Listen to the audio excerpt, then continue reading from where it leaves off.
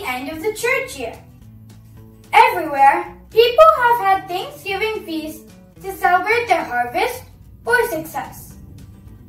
For 1,000 years before the Feast of Thanksgiving was made in the laws of Moses, their forms appeared everywhere. After the Exodus, the one and true God made it a law for the Jews.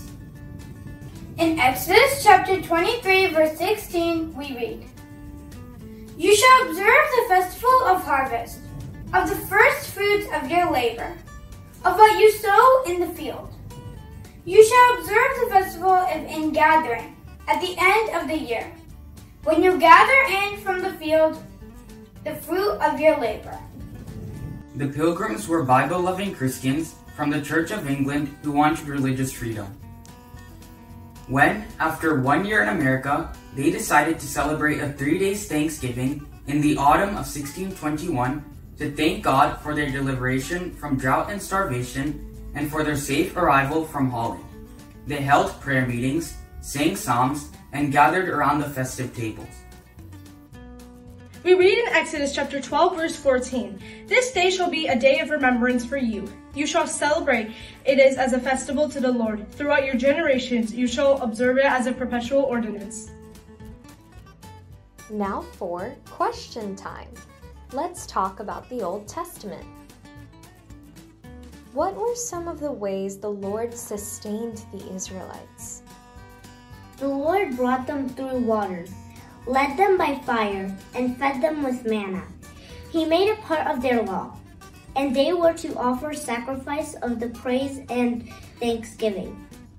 What were some of the ways God's people gave thanks to the Lord in the Old Testament?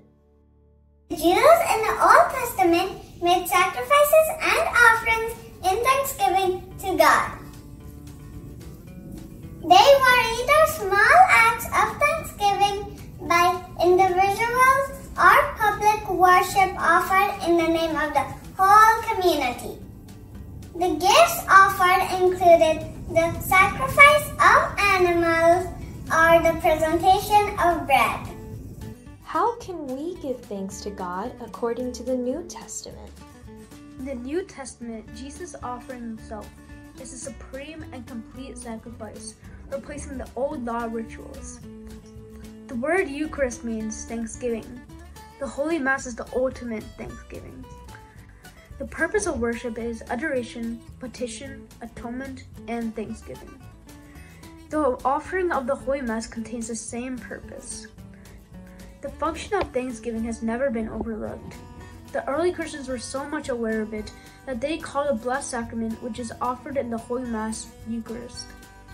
Due to the fact that the Holy Sacrifice is the greatest act of thanksgiving that could possibly be offered to God, the Church has not instituted any special feast or liturgical ceremony of thanksgiving other than the Holy Mass. In the Catholic Church, liturgically speaking, every day of the year is Thanksgiving.